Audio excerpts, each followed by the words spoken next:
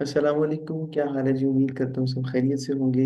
Income tax ordinance 2001 का एक बहुत इंपॉर्टेंट सेक्शन जिसके हवाले से लोग बहुत कम जानते हैं, अवेयरनेस बहुत कम है, लेकिन पता होना चाहिए क्योंकि एफबीआर अब इस हवाले से खासा एक्टिव और काफ़ी कमर कस के नजर आता है। आपने भी इसके हवाले से अब मुहतात रहना है। पहले ये होता था कि हम कोई भी मूवेबल या इमूवेबल एसेट, चाहे वो कितनी अमाउंट का क्यों ना हो, हम कैश में खरीद लेते थे, कैश में बेच देते। लेकिन अब मजीद ऐसा नहीं चलेगा क्योंकि कैश बेस्ड इकोनॉमी ने हमें बड़ा नुकसान पहुंचाया है। तो अब ये चीज़ें ज़्यादा अरसा चलने वाली नहीं। इसके हवाले से गाइडेंस यहाँ पे मौजूद है, हम उसको पढ़ लेते हैं थोड़ा सा।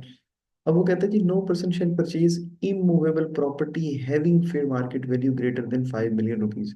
वो कह रहे हैं कोई इस अमाउंट से ज्यादा की प्रॉपर्टी, यानी इमूवेबल प्रॉपर्टी, इमूवेबल प्रॉपर्टी का क्या मतलब है? लैंड और बिल्डिंग 50 लाख रुपए से ज्यादा की नहीं खरीद पाएगा।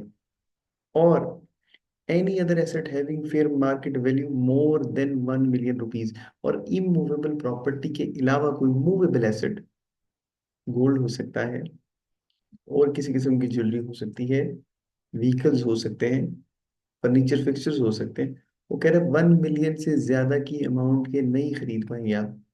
कब नहीं खरीद पाएंगे? अगर आप कैश में खरीद रहे हैं, कैश में खरीद रहे हैं। क्यों? क्योंकि जो तरीका है वो उसने यहाँ पे स्पेसिफाई कर दिया कि अगर आपने खरीदना है तो क्रॉस चेक के थ्रू खरीदें, या फिर क्रॉस डिमांड ड्राफ्ट, या क्रॉस पे ऑर्डर, या इसके अलावा कोई भी क्रॉस बैंकिंग इंस्ट्रूमेंट, उसके अलावा आप नहीं खरीद सकते। अगर आप ऐसा करेंगे तो उसके हवाले से मजीद गाइडेंस मौजूद है।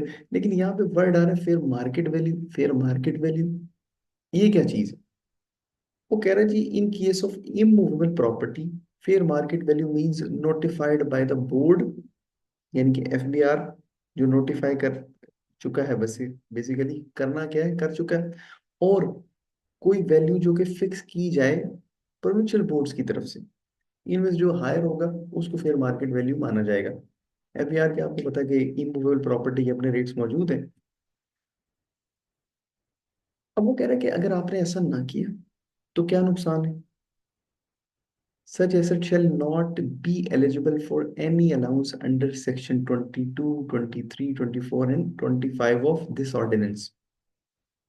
वो कह रहे हैं कि अगर आप ऐसा नहीं करते, आप कैश में खरीद लें, उससे क्या नुकसान होगा? आपने बिजनेस के लिए एसेट खरीदा, अब आप चाहते हैं कि उसके ऊपर डेप्रिसिएशन क्लेम लें, अमोर्टाइजेशन क्लेम लें, इनिशियल अलाउंस का बेनिफिट लें। तो कह रहे हैं ये सारे बेनिफिट्स आपके लिए अवेलेबल नहीं होंगे। ये बेनिफिट्स ना मिलने से आपका क्या नुकसान होगा? हमारा नुकसान ये होगा कि हमारी टैक्सेबल इनकम ने जो कम होना था वो नहीं होगी।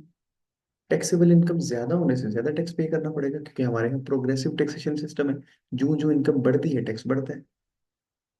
तो अब दूसरा पॉइंट देखिएगा, वो कह रहे हैं जी such amount shall not be treated as cost. अच्छा, ये बिजनेस इनकम के हवाले से बड़ा इंपॉर्टेंट है। और ये जो पॉइंट है ये कैपिटल गेन्स के हवाले से बड़ा इंपॉर्टेंट है। तो हम इनको चल के जरा देख लेते हैं कि इनको प्रैक्टिकली हम कैसे मैनेज करेंगे अपने रिटर्न्स में। आए जी, चलते हैं। मैंने कुछ फिगर्स लिख के रखे हुए हैं ताकि वीडियो ज़्यादा लंबी ना हो। पोर्टल की तरफ चलते हैं। ये है जी एक बिजनेस इंडिविजुअल की रिटर्न जिसमें मैंने 30 मिलियन का रेवेन्यू रखा है। उसमें फिर ओपनिंग स्टॉक 4 मिलियन का है, 15 मिलियन की परचेजेस हैं, नेट परचेजेस जिनको आप कह सकते हैं। और जनाब डायरेक्ट एक्सपेंसेस 5 मिलियन के। हमारे पास क्लोजिंग स्टॉक 18 मिलियन का। अभी मैं डेप्रिसिएशन का फिगर रिमूव कर देता हूँ, उसके बगैर आपको दिखाता हूँ कि जी डेप्रिसिएशन क्या रोल प्ले करती। मैं इसको एक दफ़ा कैलकुलेट कर लूँ तो हमारे पास जो टैक्सेबल इनकम आ रही है वो 24 मिलियन है। और हमारे पास जो ग्रॉस प्रॉफिट या अकाउंटिंग प्रॉफिट जो आ रहा है वो भी 24 मिलियन। इसके ऊपर हम चेक करते हैं कंपटीशन में जाके कि टैक्स कितना है। 8 मिलियन के करीब है, 7.7 मिलियन तकरीबन, 77,65,हजार रुपये टैक्स है। 24 मिलियन यानी कि 2 करोड़ 40 लाख रुपए की टैक्सेबल इनकम के ऊपर। अब हमने क्या करना है, हमने उधर जाना है और अपना डेप्रिसिएशन का फिगर लिखना है।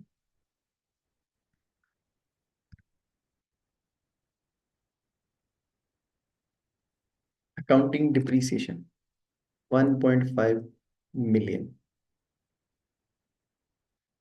जब आप इसको कैलकुलेट करेंगे तो एक अजीब सी आपको चीज देखने को मिलेगी। अकाउंटिंग प्रॉफिट ने तो इसको एक्सेप्ट किया, लेकिन टैक्सेबल इनकम के ऊपर इसका कोई असर नहीं हुआ। अब देखिए, 2.4 मिलियन का अकाउंटिंग प्रॉफिट था, जो कि कम होके 15 लाख रुपए से कम होके 22.5 पे आ गया। ठीक है जी। अब ये कम हो चुका है, लेकिन हमारी जो टैक्सेबल इनकम है उसमें ये आप इसका इम्पैक्ट या इफेक्ट नहीं देख पा रहे। वो 24 पे ही, ये 22.5 पे, वो 24 पे। क्यों? क्योंकि टैक्स ने इसको एक्सेप्ट नहीं किया। अकाउंटिंग प्रॉफिट में इस डिप्रिसिएशन को ऐड बैक किया गया और टैक्सेबल इनकम फिर वही आ गई। तो टैक्स तो फिर भी उतने का उतना ही रहेगा, क्योंकि टैक्सेबल इनकम उतनी है। अब इसका क्या करें? इसके लिए हमें थोड़ा सा पहले चेक करना है कि ये डिफरेंस आ क्यों रहा है। ये इनएडमिसिबल डिडक्शन पे चला गया, ये फिगर। क्यों गया? क्योंकि ये ऐड बैक हो गया, अकाउंटिंग डेप्रिसिएशन को ऐड बैक कर दिया गया। अब इसको जनाब हम क्लेम कैसे करें? हम क्लेम कैसे करें? तो इसके लिए हम चलते हैं डेप्रिसिएशन की टैब पे, और यहाँ बहुत से ऑप्शंस मौजूद हैं। हम प्लांट और machinery eligible for initial allowance, initial allowance के लिए जो एलिजिबल हो 10 मिलियन की, हम लिख देते हैं जी। अच्छा, अभी 1 मिलियन हुआ है। मैं जरा जूम करके रखता हूँ इसको, ताकि जो लोग फोन पे देखें वो भी इजीली देख सकें। एक्सटेंट ऑफ यूज कितना है जी? 100% इसको हमने बिजनेस में यूज किया है। कैलकुलेट करेंगे तो इसके ऊपर 25% के हिसाब से 2.5 मिलियन का आपको इनिशियल अलाउंस मिलेगा। बाकी जो रिमेनिंग वैल्यू होगी उसके ऊपर आपको डिप्रिसिएशन मिल जाएगी। फिर उसके बाद आपकी रिटन डाउन वैल्यू आ जाएगी क्लोजिंग। अब ये सब कुछ कैसे हुआ, आए चेक करते हैं। वर्किंग एक छोटी सी बना लेते हैं। हमने 10 मिलियन शायद कॉस्ट ली, उसके ऊपर इनिशियल अलाउंस कितना मिलेगा? At the rate of 25%, 25 lakh रुपए, यानी कि 2.5 मिलियन। अब रिमेनिंग वैल्यू क्या है प्रॉपर्टी, बल्कि प्लांट एंड मशीनरी की, ये है जी। इसके ऊपर रेट क्या है? 15% डिप्रिसिएशन का। तो ये देखिए, ये आपके पास डिप्रिसिएशन आ जाएगी। पोर्टल पे भी यही फिगर आ रहा है, 11,25,000। उसके बाद फिर रिटर्न डाउन वैल्यू हम कैलकुलेट करेंगे। हम इस फिगर में से इसको माइनस करें। अब आपने गौर करना है, आपका एक ये एक्सपेंस और एक ये, इन दोनों को सम करें।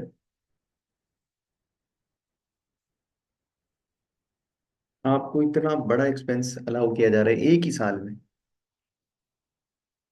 एक ही साल में इतना बड़ा एक्सपेंस 36,25,000 रुपए का। अगर ये ना अलाउ किया जाए, ये कब अलाउ नहीं किया जाएगा? अगर आपने इस एसेट को खरीदते हुए, इस प्रॉपर्टी को, इस प्लांट एंड मशीनरी को खरीदते हुए पेमेंट कैश में की। अब उधर देखते हैं इसका टैक्स के हवाले से क्या इफेक्ट और इम्पैक्ट आपको नजर आएगा। हम डेटा पे चलते हैं वापस, और यहाँ पे चेक करते हैं कि हमें कितनी डेप्रिसिएशन अलाउ की गई। अच्छा जी, कैलकुलेट कर लेते हैं एकदम।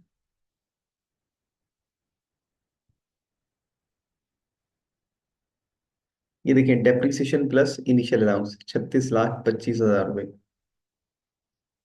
अब टैक्सेबल इनकम कितनी आएगी?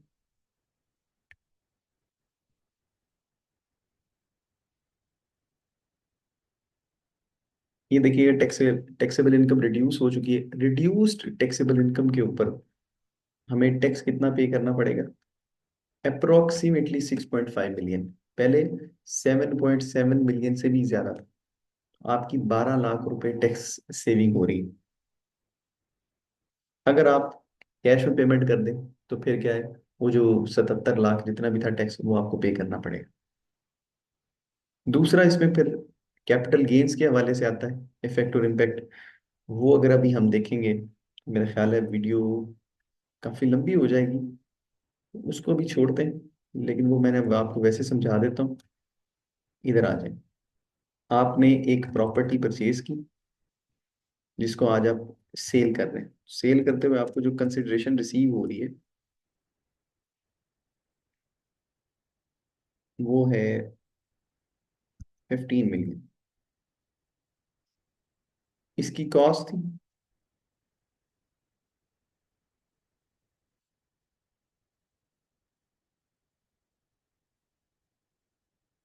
11 मिलियन। आपका कैपिटल गेन कितना? 4 मिलियन। इसके ऊपर करंट टैक्स ईयर के मुताबिक रेट क्या है जी? अब तो 15% है सबके लिए। कैपिटल गेन टैक्स CGT, वो होल्डिंग पीरियड वाला क्राइटेरिया वो सब कुछ खत्म हो गया। 1 साल है, 5 साल है, 6 साल है, जितना भी।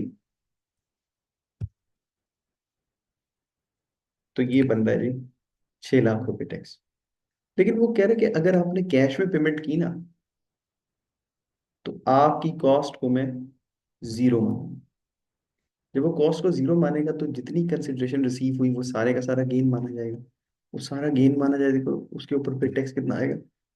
22,50,000 रुपये। वैसे 6 लाख रुपए बन रहे थे, अब 22,50,000 रुपये टैक्स बन रहे। तो ये नुकसानात हैं। तो आप खुद अंदाजा लगाएं कि आपको कैश में डील करना है या नहीं करना। ये मर्जी है आपकी। वीडियो थोड़ी सी लंबी होगी, माजरत चाहता हूँ। फिर मिलेंगे। अल्लाह हाफिज़।